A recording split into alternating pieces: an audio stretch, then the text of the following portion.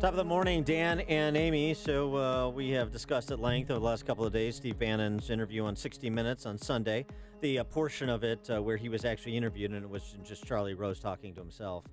And one of the focuses of Bannon's ire during that interview, in addition to the GOP establishment, was the establishmentarians in the national security space inside the Beltway, the last three presidential administrations. Here's what Bannon had to say. This is once again where the narrative is dead wrong. And by the way, they had all the stuff in the Wall Street Journal, the signed advertisements from all the geniuses in the Bush administration that got us here. The geniuses in the Bush administration that led China in the WTO, and genius in the Bush administration told us, hey, they're going to be a liberal democracy, they're going to be free market capitalism, okay? The same geniuses that got us into Iraq. That's the geniuses of the Bush administration. I hold these people in contempt, total and complete contempt. I don't want to hear it. I don't want to hear it. It gets all over me like nothing else. And you know why? They're idiots. And they've gotten us in this situation. And they question a good man like Donald Trump. I don't want to name names. Well, you have to name names because you're painting with a broad brush, and that's unfair. The Condi Rice, the George W. Bush, his entire national security apparatus, and the national security... Skokov, Colin Powell, yes, Condi Rice, absolutely, Dick Cheney. All of it. All of it. All of it. All of it. By the way, the Obama crowd, almost the same. Clinton crowd, almost the same. It's three administrations. That's part of the swamp that needs to be drained, according to Bannon. I don't know if he really believes they're idiots. I tend to doubt it. I think he was in the moment. But hyperbole. But he's because those individuals are not idiots, whether you agree with them or not. However, I think there are legitimate points of contention with respect to the policy choices that were made in the furtherance of interventionism, in the furtherance of nation building. But there were also successes that were achieved, and some of this is very difficult to discuss definitively because you're arguing what would have happened had not we done something, and who has that third eye other than the kid on Game of Thrones. So for more on this and someone rallying to the defense of the so-called idiots, we're pleased to be joined by our friend from National Review, who has also served our country honorably in Operation Iraqi Freedom. He is David French. David, thanks for joining us again. Appreciate it. Well, thanks so much for having me. I appreciate it. So you have a piece on nationalreview.com. The idiots were right, Mr. Bannon. Push back on Bannon. What's your response to what you heard him say on 60 Minutes? Yeah, so, on 9/11, almost 3,000 Americans were killed. Worst attack on U.S. soil since the British burned Washington, D.C. in the War of 1812. And, if you had talked to Americans on the day after 9/11, and you would have said, what's going to happen next is we're going to launch military operations that are going to be so successful in disrupting terrorist activities that for the remainder of the Bush administration, a grand total of 3 Americans are going to die on American soil due to jihadist terror attacks. You would have thought I was wildly optimistic. But that's what happened. I mean, when the United States launched aggressive military operations, putting boots on the ground overseas, denying terrorists safe havens, it disrupted terror operations. And we know this. I mean, Khalid Sheikh Mohammed has talked about how al-Qaeda was dumbfounded by our response. And, one of the things I think that's interesting about the Middle East is how reality has a way of disrupting theory. So Bannon, has all of this ire and anger towards these Bush administration officials. So, Obama actually tried to pursue the policy that Bannon liked. He tried to pursue the policy of disengagement. So he pulled us all the way out of Iraq, which is what Bannon wanted us to do in Afghanistan. He stood passively by during the Syrian civil war. And what ended up happening? The rise of ISIS, genocide, disruption of the entire European political system by the tide of refugees, a huge spike in terror plots and attacks around the globe. So, one of the things that we know about terrorism is when you allow terrorists to have safe havens, they have time and space to plot more attacks. But let me just, if I could interrupt you for a second there. So I think there's a lot to what you're saying, but part of the problem kind of the over-promising of political leaders and their national security attachés. If it was limited to not allowing for safe havens that incubate terrorism, that's one thing. It's another thing when we get into the spend to try and turn Afghanistan into something that it's not going to be, or Iraq into something it's not going to be, or we make pronouncements about Assad's end in Syria that don't come to pass. And you could understand why people get fatigued listening to this while watching the body count increase and the amount of money spent in those areas increase to the, to the exclusion of perhaps what's happening in their neighborhood, which is the argument that Trump and Bannon are making about, for example, the urban centers versus North Africa and the Middle East. Now, that may be a bit of a false choice, but you can understand why Americans perk up and say, yeah, that there's some sense there. Well, it's absolutely a false choice first because, the percentage of money we spend on national defense as a percentage of our GDP is very low. But the other thing is that the problem is that you have, and this is something that is very important for people to understand. Yeah, nation building, and this is something I said in my piece.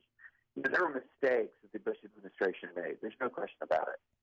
But the problem that we have now is what we're talking about is a strategic situation, and one by the time the Obama administration came into office, where we were talking about really maintaining not very large military forces abroad. In the Trump administration plan that Bannon opposed was, again, these weren't nation-building plans. These were maintaining much smaller forces abroad to deny safe havens and to prevent the defeat and destruction of allied regimes. And so the nation-building era had already been over by the time Bannon came in. It was already over by the time Obama came in. And so what we're talking about now is something very different from that. And that's one of the things I think that Bannon and company sort of elide over an awful lot is they're advocating this withdrawal where you would see the kinds of catastrophes we saw in 2014 when you saw, the forces of ISIS just chewing through the Middle East. You would see scenes like we saw in Saigon in 1975 when, the American helicopters were lifting off the roof to protect the last surviving friends we had there. I mean, that's the kind of stuff that we're talking about preventing at this point. And so, one of the other things I think is very important for people to realize is there was a narrative that locked in about the failure, say, of the Iraq War around 2005, 2006, that never really was disrupted, in spite of the fact that by 2008, 2009, that war in Iraq was won. There was just a few hundred al-Qaeda fighters left knocking around that country. They had no ability to fundamentally disrupt the Iraqi government. I mean, we had fought a long war. We had made mistakes, but we had won. And so then what happened is Obama comes in and he pursues what we'll call the Bannon policy. And the Bannon policy is, retreat. The Bannon policy is hands off. And we saw the results. So the funny thing to me is we actually had a beta test of the Bannon policy right in front of our eyes not too long ago. And dare I say, it would be idiotic to repeat that because we see what happens. Well, you just said the Bannon policy was to retreat, but President Trump is going to be sending more troops to Afghanistan. Yes. And do you agree with that? Oh, I absolutely agree with that because Trump decided he did not want to be the man who lost the war in Afghanistan. And I think that's exactly the right call because what that would do is give, once again, good terrorism and then safe haven in Afghanistan. So Bannon opposed all of that. And it's one of the reasons why he's outside the administration right now, exactly where he belongs, doing exactly what he does best, which is act like one of his commenters on Breitbart.com. The man's not a strategic genius. This is not the Karl Rove of Donald Trump's election victory. He's a person with very, very strong opinions based on very limited facts and very limited support for those facts. Regarding Afghanistan, though, I mean, should if we're talking about honesty going forward to inspire some confidence in the American electorate with respect to their leaders when lives are on the line and treasure is on the line, Are we talking about troops being in Afghanistan for the next half century like they are on the Korean Peninsula, like they are in Western Europe? Well, we just don't know. I mean, one of the things about war is there's two sides to it. And we can't necessarily unilaterally decide a war ends. That's one of the things that the Obama administration tried, was essentially to say, well, we're going to end the war, so to speak, by pulling out of it. Well, in those circumstances, then sometimes the war comes to you. Yeah. What we have to realize is this isn't like fighting Nazi Germany and Imperial Japan. And this is the kind of situation where jihadism grows, and at times when it's allowed safe havens, and it shrinks when it's not. And that requires a patience and a very long-term commitment, unfortunately. But the fact of the I'm sorry, go ahead. Is the enemy's got to vote in this, and we can't just decide, okay, war's over. I wanted to get to another piece that you wrote in National Review, because we had discussed it earlier this week with the eminent economics professor Walter Williams over at George Mason, who should be one of the most influential black intellectuals in the United States, if not the most, along with Thomas Sowell. I mean, he is in certain circles, but he, of course, is not buoyed by the D.C. press corps like Ta-Nehisi Coates is of The Atlantic. And you took up the piece that he wrote calling Trump the first white president of America, because his argument is Trump is nothing more than a negation of the first black president, Barack Obama.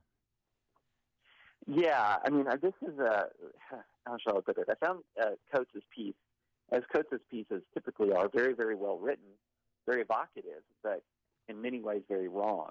And, one of the interesting things is his fundamental theory is that Trump is sort of the white supremacist answer to Barack Obama, Right. that he is the negation of the first African-American president. And the reality is we're looking at a world where politically Barack Obama is the most popular of the recent presidents and presidential candidates in the country. And that what Donald Trump was not a negation of Barack Obama, but a negation of Hillary Clinton. that the numbers demonstrate that the two least popular either presidents or presidential candidates in recent memory are Donald Trump and Hillary Clinton, with Hillary Clinton being the least popular. Well, and isn't part of Coates' problem, the problem with Coates' argument is he can't separate Obama, the person who's personally popular, from Obama, the policymaker, and a lot of those policies are unpopular. Yeah, exactly. And the idea, he sort of racializes things like Obamacare. He racializes all of these policies. But, I think he was alive during the Clinton administration when the GOP ferociously fought the Clinton-era policies. I don't think there's a credible argument that the GOP would have fought any less hard if Hillary Clinton had proposed something like Obamacare. Of course they would have. Obama proposed progressive policies. The GOP is not a progressive party. They're going to fight that. That's not racial. Now, that's not to say that there aren't racists in the Trump coalition. There are racists who supported Trump. But the fundamental reality of the election was this was Trump versus Hillary Clinton. This wasn't Trump versus Obama. And Trump should be glad it wasn't Trump versus Obama, because I'm kind of the opinion that Obama would have pasted Trump. But this was Trump versus Clinton. The GOP rallied to stop Hillary Clinton. Yes, they wanted to undo Obama policies, but they always want to undo Democratic policies.